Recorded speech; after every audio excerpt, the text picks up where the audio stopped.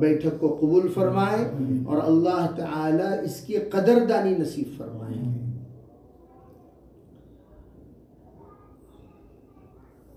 اس کی قدردانی دنیا کے ان ممالک کو جا کر آپ پوچھیں جہاں بھی تفسیر کی مجلس ہو رہی ہے، اس کی قدردانی دنیا کے ان ممالک میں جا کر پوچھیں جن کو یہ نصیب نہیں ہے۔ آپ چلے جائیے امریکہ، چلے جائیے آسٹریلیا، چلے جائیے دنیا کی، یہاں تک کہ عرب ممالک چلے جائیں جہاں پر ہمارے ہندوستان اور پاکستان کے مسلمان رہتے ہیں، ان سے پوچھیں بے آپ کو قرآن پڑھانے والا کوئی نصیب ہے؟ دمام سے ایک ساتھی آئے، کہنے لگے حضرت میں اپنے بچوں کو لے کر اتنا پریشان ہوں، میں اپنے بچوں کو قرآن کہاں پڑھاؤں۔ اسی سلسلے میں مجھے ہر سال پریشانی لگی رہتی ہے۔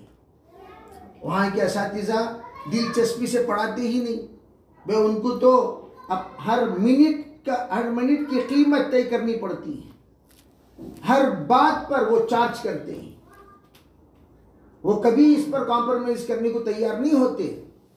اس لیے ہم وہاں رہتے ہوئے ہندوستانی علماء کرام سے، حفاظ کرام سے قرآن پڑھوانے کو ترجیح دیتے ہیں۔ تو ان ممالک میں اللہ جل جلالہ امن والہ نے علمی مجالس کی قیمت، علمی مجالس کی اہمیت، علمی مجالس کی وقعت، خصوصاً ایک ہے عمومی باتیں، ایک ہے دین کی وہ باتیں جن باتوں کو سننے کے لیے ان کے کان ترس جاتے ہیں،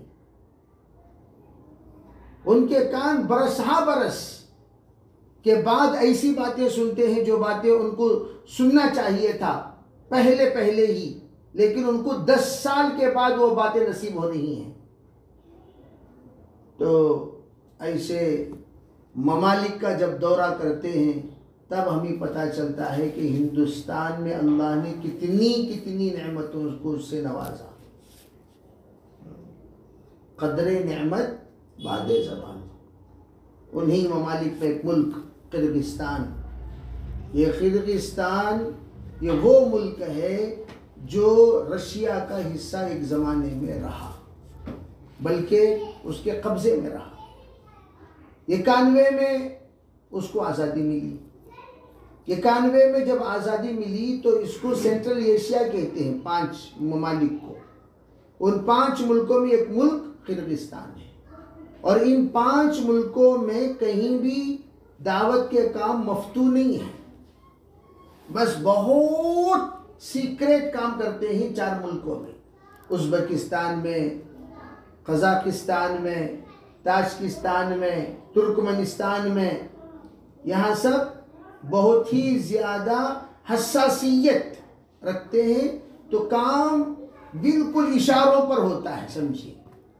بلکہ ایک ازبکستان کے ساتھی 3 دن کے لیے اپنے مستورات کے ساتھ آئے تھے، تو وہ تو کہنے لگے میرا یہ دوست ہے، میرا دوست کس ذہنیت کا ہے، حالانکہ دونوں نمازی، دونوں ذاکر، دونوں قاری قرآن، دونوں کے دونوں ماشاءاللہ دیندار، لیکن یہ دعوت سے نسبت رکھتا ہے کہ نہیں رکھتا، اور وہ بھی سوچ رہا ہے یہ دعوت سے نسبت رکھتا ہے کہ نہیں رکھتا۔ دونوں اپنی چھپی ہوئی دعوت کو صرف ظاہر کرنے 6 مہینے لگ گئے کہ میں بھی دعوت کا ساتھی ہوں اور یہ بھی دعوت کا ساتھی ہے۔ تو آپ اندازہ لگائیے کتنا خفیہ ان کے یہاں ایک یعنی اس کی حساسیت چل رہی ہے، خفیہ، بالکل خفیہ۔ اپنے احساس کو ظاہر کرنے کی وہاں پر اجازت بھی نہیں ہے۔ اتنا وہاں پر نظر رکھے ہوئے ہیں کہ فون تو فون دور کی بات، اشارے سے بھی پتہ چل گیا کہ یہ دعوت کا کام کرتے ہیں، تو پھر ان کے لیے پریشانی لاحق ہو جاتی ہے۔ اللہ تعالیٰ نے آنے سے پہلے خوشخبری سنا دی، ماشاءاللہ ازبکستان میں اللہ نے کام مفتوح کر دیا۔ کئی ایسے ساتھی ہیں جو صرف دعوت کی نسبت دین کی بات کیے، اس نسبت پر 15 سال جیل میں ڈال دیے گئے۔ ایک بزرگ سے ملاقات ہوئی، وہ بزرگ ماشاءاللہ کافی فکر مند، اللہ کے نیک برگزیدہ بندہ، وہ کہنے لگے کہ میں ابھی 1 مہینہ پہلے جیل سے ریلیز ہو کر آیا ہوں، میرا جرم کیا تھا؟ کچھ نہیں تھا، میں نے اس کو نماز کے لیے کہا، مسلمان کو کہا، نماز کی فضیلت بیان کی، نماز کی دعوت دی، نماز کی بات میں نے کہی۔ میں نے اپنے ساتھیوں سے کہا ہم بھی ایک دعوت دیتے ہیں، وہ ایک دعوت دیتے ہیں۔ اللہ کے یہاں جو تول کا نظام ہے، تول، ہر بول کا اللہ کے یہاں کیا ہے؟ تول ہے۔ ایک میرا کلمہ پڑھنا، ایک رشین ممالک میں رہنے والوں کا کلمہ پڑھنے کا وزن، دونوں میں زمین و آسمان کا فرق ہے۔ ان کا کلمہ پڑھنا کلمہ نہیں، ان کا کلمہ پڑھنا اپنی جان کو گوانے کے برابر۔ تو اس کلمے کا کتنا پاور ہوگا؟ تو ایسے ظالم لوگوں کے تحت 70 سال رہ کر، 1 سال 2 سال 3 سال نہیں، خالی 10 سال میں ہمیں پریشان ہو جائے گی، 10 سال میں پریشان ہو۔ حالانکہ وہ پریشانی کے مقابلے میں یہ پریشانی 100% بھی نہیں ہے، 100 میں 1% بھی نہیں جو پریشانی انہوں نے کیا۔ آپ اندازہ لگاؤ 3000 مسجدوں میں صرف 17 مسجدیں رہ گئی، سب کو ڈھا دیا انہوں نے۔ مدارس تھے، مدارس کو ڈھا دیا۔ کتابیں تھی، ڈھیر کی کتابیں، بڑے کتب خانے، پورے کتب خانے کو جلا دیا۔ قرآنوں کو، قرآن پاک کے صحیفے سب ختم کر دیے۔ قرآن دیکھنا ان کو نصیب نہیں۔ اتنا ختم کیا کہ جس وقت ہم سفر کر رہے تھے تو یوں لگ رہا تھا کہ گاؤں آ گیا، گاؤں۔ تو ہم جب گاؤں آ گیا سوچ کر ہم اسی تصور میں پہنچتے، دیکھتے تو وہ گاؤں نہیں ہے، وہ تو قبرستان ہے۔ ساتھیوں نے بتایا یہ جو قبرستان یہاں بنا ہوا ہے، یہ وہ جگہ ہے جہاں پورے کے پورے افراد کو گولی سے صرف کلمے کی نسبت پر ختم کر دیا گیا، اور پورا گاؤں قبرستان بن گیا۔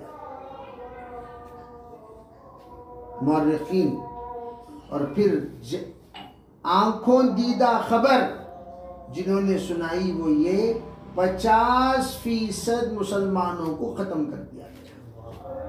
اور 50 میں کون کون؟ پورے پڑھے لکھوں کو ختم، پورے علماء کو ختم، پورے حفاظ کو ختم، پورے ائمہ کو ختم، پورے دینی احساس رکھنے والوں کو ختم، اور جتنے بھی انقلابی جذبہ رکھنے والے ہیں ان کو بھی ختم۔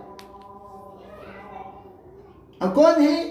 بالکل ادنا درجے کے لوگ، ملازمین، اور وہ لوگ جو ان پڑھ، اگر ان کو آزاد کر دیا جائے تب بھی ان کے اٹھنے میں زمانہ لگ جائے، آزاد ہونے کے باوجود یہ غلام بن کر رہے ہیں۔ یعنی کیا مطلب؟ بھئی حکومت چلانے کی صلاحیت نہیں، اس لیے کہ وہ جانتے ہی نہیں، سب کے سب ایسے ہی لوگ ہیں، سب کے سب ایسے لوگوں کو چھوڑ دو جو ہمیشہ زندگی بھر غلامی پر زبردستی وہ آمدہ ہو جائیں کہ ہمیں یہ غلامی ہی پسند ہے، ایسے ہی ہمیں چلا دیا جائے۔ لیکن اللہ تو اللہ ہے، اللہ تو اللہ ہے۔ جن لوگوں نے اس ملک کی آزادی دلائی وہ بھی بہت بڑے اللہ والے تھے، تھے وہ اپنی جگہ پر فریڈم فائٹرز، لیکن اللہ والے، تہجد گزار، ذاکرین، خاشعین، متوکلین۔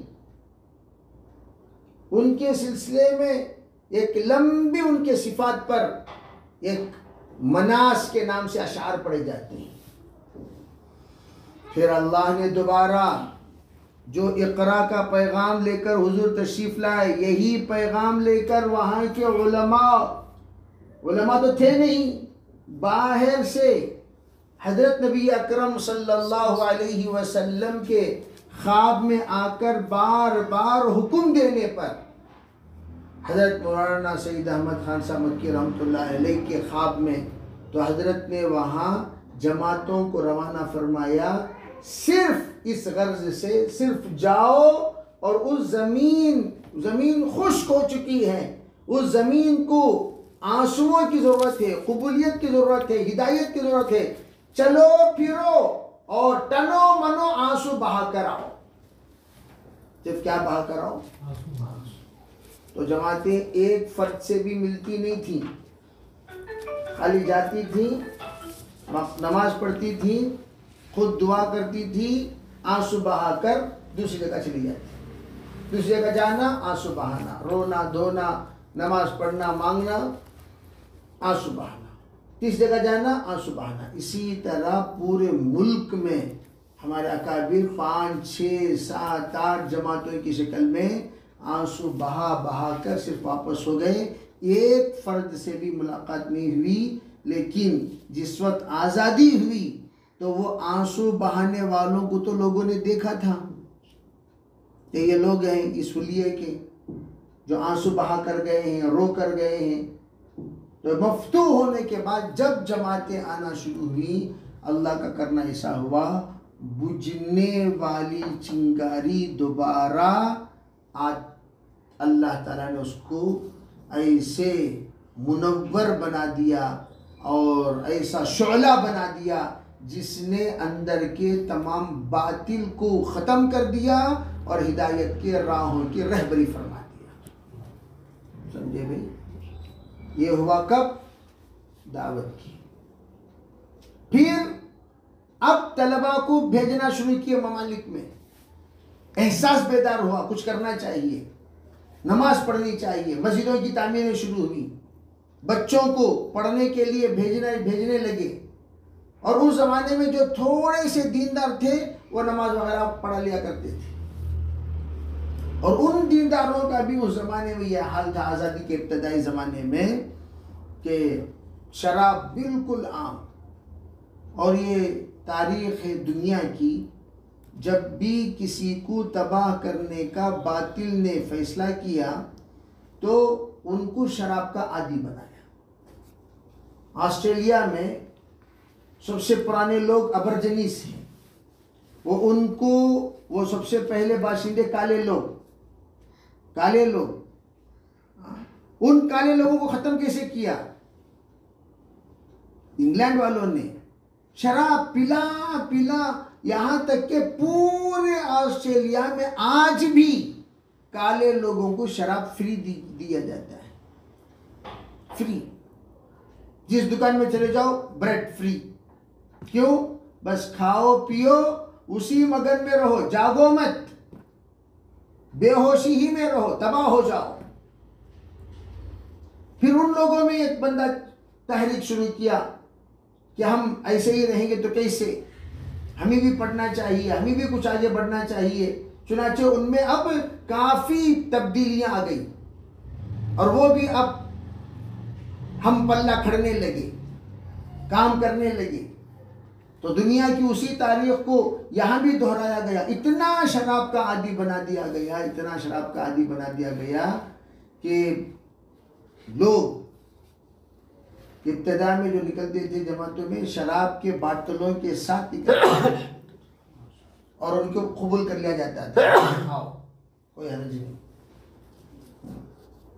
ایک مولانا ایک صاحب کی کارگزاری سنانے لگے، کہنے لگے ہم ان کو مسجد کو دعوت دیے تو وہ مسجد کو آتے پھر بھاگ جاتے، مسجد کو آتے پھر بھاگ جاتے. ہم نے کہا ارے بھئی آپ کو بار بار بلائے گئے اور آپ مسجد کو کیوں نہیں آتے؟ تو کہنے لگے ایک شرط پہ میں آ سکتا ہوں، جی شراب پی کر آ سکتا ہوں، اس کے علاوہ نہیں. اچھا ٹھیک ہے بھائی چلو پی لو. پی کر آیا. جب 3 دن کے بعد اسے سمجھ آیا اسے پوچھا گیا یہ کیا آپ نے اتنی گندی شرط لگائی، شراب پی کر میں آؤں گا کیا بھی؟ کہنے لگے ارے میں کیا بولوں، مسجد میں اتنی ہیبت، اتنی نورانیت کہ میں یہ گندا جب اندر قدم رکھتا تو اس کی نورانیت اور اس کی ہیبت کو دیکھ کر پیچھے ہٹ جاتا، پھر اس کی نورانیت اور ہیبت کو دیکھ کر پیچھے ہٹ جاتا. اتنا دہشت مجھ پر طاری ہو جاتی مسجد کے داخل ہونے سے پہلے کہ وہ دہشت کو میں برداشت نہیں کر سکتا تھا. میں شرط اس لیے لگایا کہ وہ دہشت و ہیبت میرے اندر ختم ہو جائے تاکہ میں مسجد کے اندر داخل ہو سکوں، اور داخل ہونے کے لیے مجھے شراب کا سہارا چاہیے تاکہ میں مسحور ہو کر، مخمور ہو کر میں اندر جا سکوں، غمومگی کی حالت میں، غنودگی کی حالت میں، تاکہ میں وہ جو اندر جانا چاہتا ہوں میرا جانا ہو جائے. تو پھر جانے کے بعد آگے کیا ہوگا وہ دیکھ لیا جائے گا. تو اس لیے میں صرف اس ہیبت سے اپنے آپ کو سنبھالنے کے لیے میں نے یہ شرط لگائی، ورنہ تو میرے اندر نعوذ باللہ ایسی بات نہیں تھی. اچھا، وہاں جو غم کسی کا انتقال ہو جاتا تو غم کے لیے، غم منانے کے لیے، تعزیت کے لیے ایک بڑا مجمع جڑتا تھا. جو آتے تھے وہ شراب لے کر آتے تھے، اور جو میت کی کارگزاری سناتا وہ سناتے سناتے اس کی کیفیت اور اس کا رونا دھونا ایسا ہو جاتا کہ اس کے غم کو ہلکا کرنے کے لیے سننے والے شراب پلاتے، اس کو ذرا پیلے کو سناؤ، ذرا پیلے کو سناؤ، اور پینے کے بعد پھر سناتا. جب سناتا تو سننے والوں پر اتنا غم ہو جاتا تو پھر انہوں بھی ذرا 2-3 گھونٹا مار لیتے ہیں. وہ سلسلہ دونوں، تو بھی پی مجھے بھی پلا کا سلسلہ، ان کو حل کرنے کے لیے اس زمانے میں جو مساجد کے ملا تھے، جو بالکل چند صورتوں کو پڑھنے والے جاننے والے، انہوں آتے تسلی دینے کے واسطے، آنکھ کو تسلی دیتے تھے، انہوں بھی 1-2 گھٹ پی لیتے. پھر نتیجہ کیا ہوتا، پورے تینوں کے تینوں پی پی کر ان کا حال ایسا ہو جاتا کہ 3 دن تک بے ہوش ہو جاتے. جب ہوش میں آتا تو پتہ چلتا جن کے غم میں ہم لوگ مخمور ہوئے، وہ میت کو دفن کرنے میں وہ ایسی پڑا ہوا ہے. میت کو دفن کرنا چاہیے نہیں چاہیے. 3 دن کے بعد ہوش آئے تو میت گھر میں چھے، انہوں لوگ ہوش میں نہیں. 3 دن کے بعد پھر ہوش میں آئے، پھر اس کے بعد میت کی تدفین کی تیاری کیے، 7 دن کے بعد دفن کرتے تھے. 7 دن کے بعد. اس طرح کا ماحول جن کا بنا ہوا تھا. اور وہاں شادیاں، وہ عجیب شادیاں، کوئی بھی شادی ارینج میرج نہیں. آپ کو جو پسند اس کو لے جاؤ شادی کرو، جو پسند اسے لے جاؤ شادی کرو، جو پسند اس کو لے جاؤ شادی کرو. زمانے جاہلیت کا ہم سنتے تھے وہ زمانہ. یہ اب 30 سال پہلے کا زمانہ ایسا ہوتا تھا جب لے جا کر شادیاں کر لیتے تھے تو پھر لڑائی ہوتی تھی، جنگیں ہوتی تھی صرف ان شادیوں پر، لڑکی والے اور یہ. پھر اس کے بعد یہ جو راضی ہو جاتے پھر جا کر ان کی سند بنتی تھی. تو یہ جو صاحب سنا رہے تھے وہ کہہ رہے تھے کہ میری امی کی بھی شادی ایسی ہوئی، میرے دادے کی بھی شادی ایسی ہوئی، میری دادی بھی شادی ایسی ہی کی، یعنی پورا خاندان پورے خالہوں کا بھی ایسے ہی نکاح ہوا. پھر کہنے لگے پھر حکومت نے قانون لگا دیا کوئی بھی ایسی شادی نہیں کرے گا، جو کرے گا اسے زندان میں ڈال دیا جائے گا، قید خانے میں ڈال دیا جائے گا. اور ایسے لوگ باقاعدہ آپس میں بیٹھیں، بات چیت کریں، اور پھر اس کے بعد ان کے آپس میں صلح صفائی کے ساتھ آئے، اس کے بعد ہم سند نکاح دیں گے.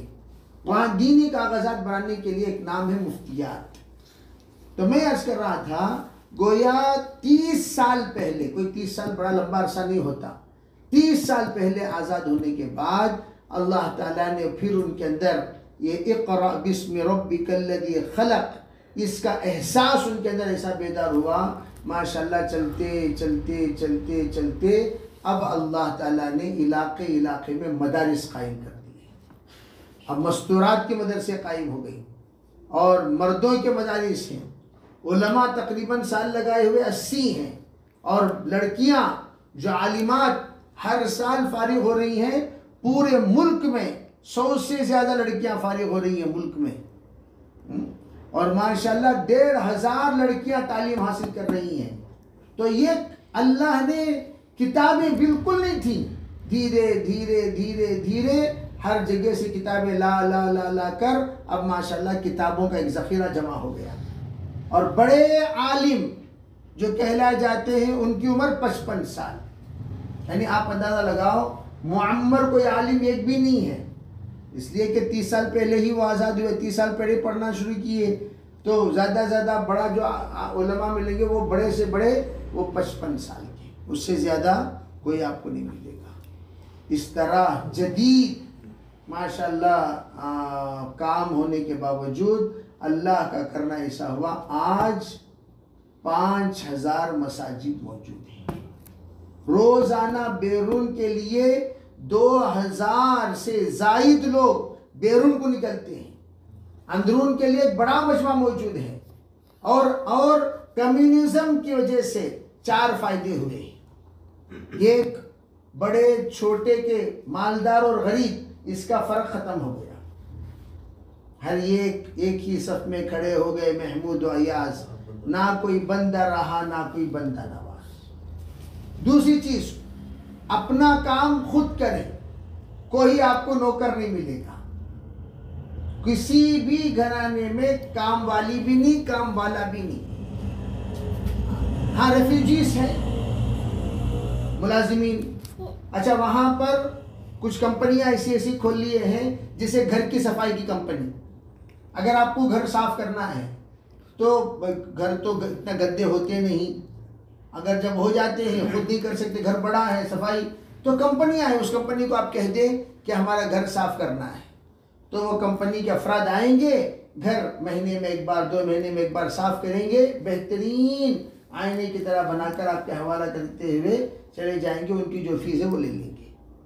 تو ایک چیز تو یہ ہو گئی. تیسری چیز، وہ یکسانیت کو باقی رکھنے کے لیے گھر کے باہر کوئی نمائش نہ کرے. پہلے قانون ایسا بنا، کوئی نمائش، گھر باہر بالکل سادہ سیدھا رہے گا. جو بھی آپ نمائش کریں گے وہ کہاں کریں گے؟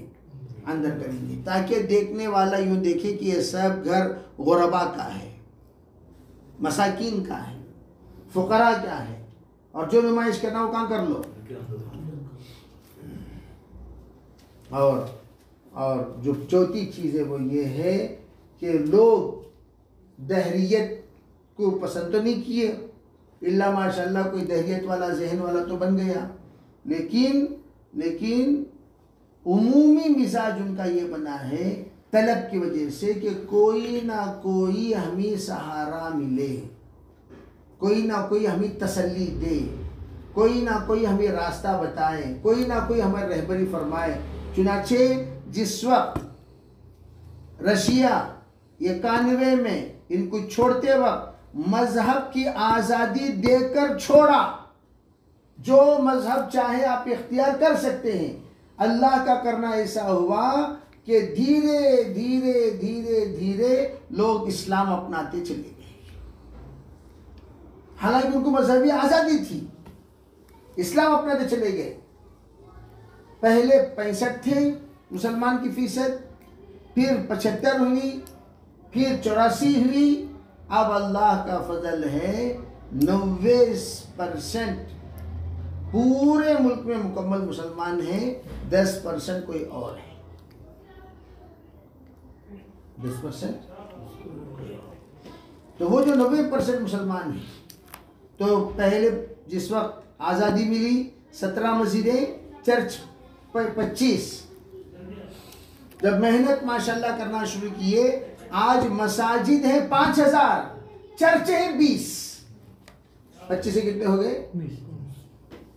لوگ گرجا گھر یعنی چرچوں کی عبادتیں چھوڑ دیے، جس کی وجہ سے قرابلتا ایک جگہ ہے جہاں پر ایک مدرسہ ہے امام اعظم ابو حنیفہ، امام اعظم ابو حنیفہ رحمۃ اللہ علیہ کے نام سے ایک مدرسہ الجامعہ امام اعظم۔ اب وہاں اس مدرسے میں یہ دیکھا کہ دارالقرآن بنا ہوا ہے، اس کی کارگزاری سناتے ہوئے وہاں کے محتمم جناب عبد الرحیم صاحب یہ کہنے لگے کہ یہ حقیقت میں چرچ ہے۔ جب اس کی مالکن خاتون ہے، اس نے جب دیکھا کہ چرچ میں تو کوئی آنے کو تیار ہی نہیں، ہمیشہ چرچ خالی پڑا ہوا ہے، بس صفائی کر رہے ہیں، کوئی آنے کو تیار نہیں، کوئی آ ہی نہیں رہا ہے۔ آخر میں اس اللہ کی بندی نے مدرسے کا معائنہ کیا، پھر کہا کہ میں ان کو دعوت کرنا چاہتی ہوں، اجازت دے دی گئی دعوت کی۔ دعوت میں وہ کہنے لگی کہ میں بیٹھنا چاہتی ہوں، کہا بیٹھیے۔ تو جب بیٹھ کر وہ بیچاری ماشاءاللہ ان کے اتحاد، اتفاق، محبت، پیار، اکرام کو دیکھا تو وہ بیچاری اسلام قبول کی خود، چاہے وہ دیر سے ہی صحیح قبول کی، لیکن قبول کرنے سے پہلے ہی اتنا متاثر ہوئی اسلام سے کہ انہوں نے کہا میرے یہ چرچ یہ میں مدرسے کے لیے وقف کر رہی ہوں۔ تو آج وہ چرچ دارالقرآن بن گیا، آج وہ چرچ دارالقرآن بن گیا۔ تو اللہ تعالیٰ ملک میں بہت سکون، امن، راحت، عافیت دیے ہیں۔ اندرونی ماشاءاللہ مدینہ کی ترتیب پر کام کرتے ہیں، بیرون لوگوں کو مکی ترتیب پر کام کرنے کا حکم ہے، بیرون لوگوں کو اجازت نہیں۔ اور میڈیکل کالجز ہیں جہاں پر ماشاءاللہ 20,000 سے زیادہ ہندوستانی پڑھتے ہیں۔ وہاں کی زبان تو قرغیزی زبان ہے، اور وہاں رشیا سمجھتے ہیں لیکن مستعمل نہیں ہے، قرغیزی زبان سے ہی وہ اپنا کام چلا لیتے ہیں۔ پڑھنا پڑھانا سب جو ہے وہ رشین زبان میں ہے، اور قرغیزی زبان کی بھی باقاعدہ مسلمان ماشاءاللہ لکھتے ہیں، پڑھتے ہیں اور آپس میں بول چال رکھتے ہیں۔ اور وہاں ایک خصوصیت جیسے میں نے کہا یونیفارم، کھانے میں بھی غریب کا دسترخوان امیر کا دسترخوان ایک ہی ہوگا۔ ایسا نہیں کہ امیر کا دسترخوان بڑا، جہاں بھی چلے جاؤ گھر بڑا دسترخوان بڑا ہوگا، آئٹم وہ چلیں گے، 5 فروٹس اور 5 قسم کے کھانا اور 5 قسم کے جوس اور 5 قسم کی چیزیں۔ جس دسترخوان پر چلے جاؤ ان 5 میں سے ایک ہی آپ کو ملے گا، کہیں 2 ملیں گے، کہیں 3 ملیں گے، کہیں 4 ملیں گے، لیکن 5 میں سے۔ وہاں کی بڑی سی بڑی شادیوں میں جو کھانا پکایا جاتا ہے وہ کھانا خیمے کے ستریاں جو ہم کہتے ہیں ستریاں، تو خیمے کے یہی بڑے سے بڑے دعوت میں ہم لوگ گئے تھے تو کہنے لگے دلہا دلہن کے لیے استقبال میں جو ہم کھانا بناتے ہیں یہی کھانا بناتے ہیں، اتنا سادہ سیدھا۔ تو الغرض سے بہرحال کھانا پینا اس میں سب زیادہ وقت ان کا ضائع نہیں کرتے، بس ہلکا سا کھانا کھا کر اپنا کام کرتے ہیں، اور سب محنتی ہیں، بڑے محبت والے، بڑے صفات والے، بڑے اکرام والے، اور گھر میں پاکی صفائی کا تو اتنا اہتمام جس کی کوئی حد نہیں۔ تو بہرحال ان ممالک کا سفر کرنے سے پتہ چلتا ہے کہ ملکوں میں اللہ نے کیا رکھا۔ انشاءاللہ اس سلسلے میں دھیرے دھیرے آپ حضرت کے سامنے باتیں آتی رہیں گی۔ میں ہمیشہ ایک ہی بات کہتا ہوں کہ جب 30 سال میں ماشاءاللہ ایک ملک اپنے ترقی کے منازل کو طے کرتے ہوئے ثریا تک پہنچ سکتا ہے، 70,000 آج کل حجاج کرام ماشاءاللہ حج کو جاتے ہیں، عمرے کو جاتے ہیں، تو جب جا رہے ہیں تو حالانکہ پاپولیشن کتنا ہے؟ صرف 70 لاکھ ہے۔ پاپولیشن کتنا ہے؟ صرف 70 لاکھ، اور ہمارا بنگلور کا پاپولیشن 80 لاکھ کے اوپر ہے، وہ بھی کاٹ کے اعتبار سے، سند کے اعتبار سے، بغیر سند کے پتہ نہیں کتنے لاکھ ہیں، اس کا تو ہمیں اندازہ نہیں ہے۔ تو بنگلور کا جتنا پاپولیشن ہے اس سے کم پورے ملک کا پاپولیشن، پورا ملک، جس کی وجہ سے وہاں ہر باشندے کو، جب اس نے آزاد کیا 91 میں، ہر باشندے کو آدھا ایکڑ زمین دی گئی، ہر باشندے کو فری آدھا ایکڑ زمین، کیا تو بھی کر لو۔ تو اس لیے لوگ دھیرے دھیرے دھیرے، جو بھی غربا بھی ہوتے ہیں، آہستہ آہستہ آہستہ آہستہ کیا کر لیتے ہیں، گھر بنا لیتے ہیں۔ تو بہرحال ممالک، یہ ملک ایک ایسا ملک ہے جس کو ہم دعوت کی کرامت کہہ سکتے ہیں۔ کیا کہہ سکتے ہیں؟ دعوت کی اگر کرامت دیکھنا ہو تو قزاقستان ایسا ملک ہے جو ملک دہریت میں رہ کر اللہ نے اسے اس مقام تک پہنچایا ہو، تو یہ دعوت کی ایک کرامت ہے، دعوت کی برکت ہے۔ ماشاءاللہ، اللہ تعالیٰ سے دعا کریں کہ اللہ تعالیٰ ہمیں بھی اپنے نسلوں کی حفاظت کے لیے، اپنے خاندان کی حفاظت کے لیے علماء حفاظ اپنے نسلوں میں بنانے کی توفیق عطا فرمائے، اور ہمیں بھی ہمارے نسلوں کی اللہ حفاظت فرمائے۔ اللہ تعالیٰ ہر طرح کے خیر مقدر فرمائے، اور اللہ ہمیں ان مجالس کی قدردانی نصیب فرمائے۔